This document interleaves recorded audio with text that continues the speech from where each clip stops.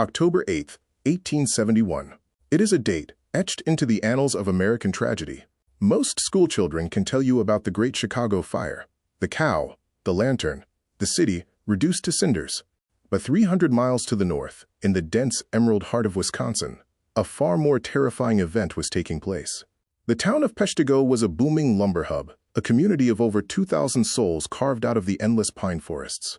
By sunrise on October 9th, Peshtigo did not exist. The official death toll of the Peshtigo fire is cited as somewhere between 1,200 and 2,500 people. To put that in perspective, that is several times the number of people who died in Chicago that same night. It remains the deadliest wildfire in American history, yet it has been relegated to a footnote. Why? Was it simply because it happened in the wilderness, far from the telegraph lines of the big city? Or is there something about the nature of the Peshtigo fire that the authorities of the 19th century found too difficult to explain? Tonight, we step back into those woods. We will examine the records of the men and women who saw the sky turn black before it turned red. We will look at the atmospheric anomalies that occurred simultaneously across 4 different states. And we will ask the question that history has tried to bury. Was the Peshtigo Inferno truly a fire? Or was it something else entirely? Something that came not from the forest floor, but from the stars. The accepted history of the Peshtigo fire is one of environmental circumstance and bad timing.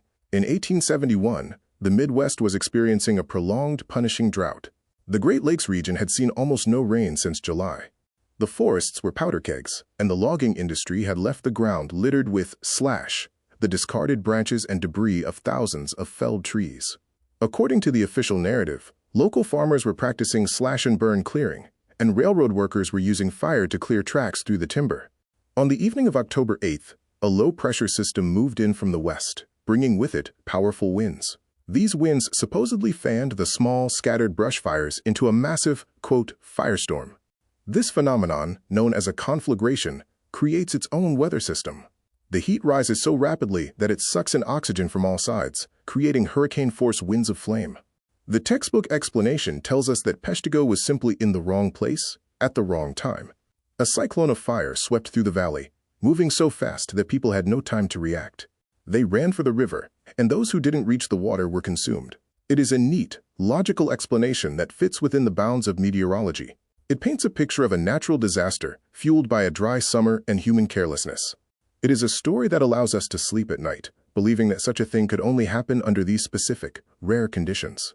However, when we move away from the summaries and into the primary sources, the letters, the journals, and the local newspaper archives, the firestorm theory begins to show cracks. The first thing one notices is the speed. Survivors didn't describe a fire that crept through the woods or moved with the wind. They described a wall of fire that appeared instantaneously. One witness, a man named Father Peter Pernin, recorded his experience in a detailed memoir. He noted that the atmosphere hours before the fire felt heavy and unnerving. He described a strange, dull roar in the distance that sounded like a freight train, even when the air around him was completely still. More significantly, he and others reported seeing spheres of fire falling from the sky.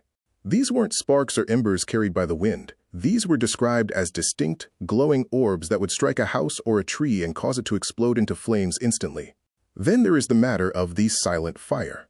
In several accounts, survivors claimed that while the roar in the distance was deafening, the fire itself moved with a supernatural silence through certain areas, consuming everything in its path without the typical crackle of burning wood. Most baffling of all were the cold spots.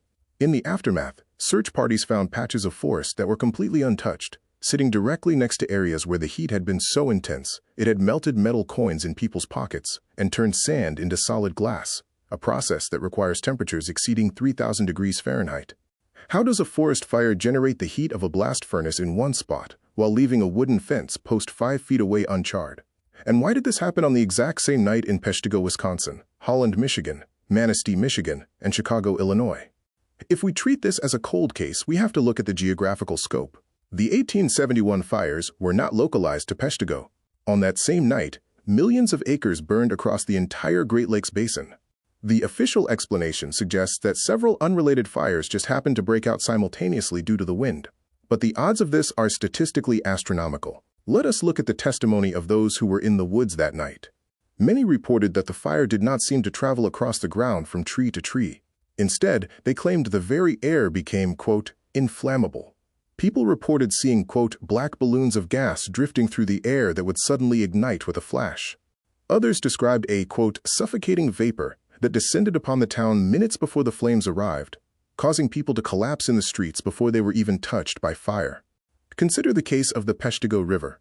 Hundreds of people threw themselves into the water to escape the heat, yet many of them died anyway. Official reports say they drowned or died of hypothermia, but survivors who were in the water described seeing, quote, fire on the water.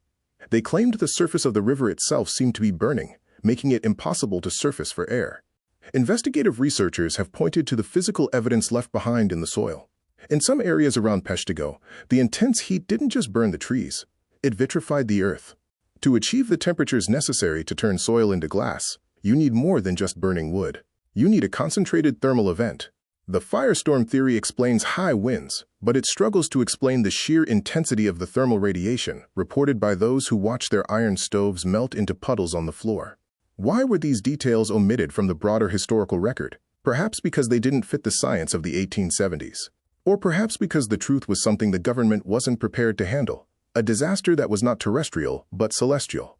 In the late 20th century, a new theory began to emerge among fringe scientists and historians. It centers on a forgotten visitor to our solar system, Biela's comet. In 1846, Biela's comet was observed breaking into two pieces. By 1852, the two pieces were millions of miles apart. When it was scheduled to return in 1866 and 1872, it was nowhere to be found. Is it possible that in October 1871, the Earth passed through a fragment of the comet's tail? What if the fireballs seen falling from the sky weren't embers, but methane-rich meteoric debris? Methane is highly flammable. If a cloud of cometary gas and dust entered the Earth's atmosphere, it would explain why the air itself seemed to ignite. It would explain the black balloons of gas and the suffocating vapor that preceded the flames. It would explain why fires broke out simultaneously across hundreds of miles, from the plains of Illinois to the forests of Michigan. The comet theory suggests that the 1871 fires were not a series of accidents, but a single, massive atmospheric event caused by an extraterrestrial impact. The drought provided the fuel, but the comet provided the spark and the accelerant. Wait to consider the implications. If the Earth was bombarded by flammable gases and meteors, the authorities of the time would have no way to categorize it. They would look at a burnt city and a burnt forest and conclude, fire. They wouldn't look at the sky, but the patterns are there. The fires of 1871 fall almost exactly along a straight line across the Midwest, a path of destruction that looks less like a spreading wind and more like a targeted strike from above.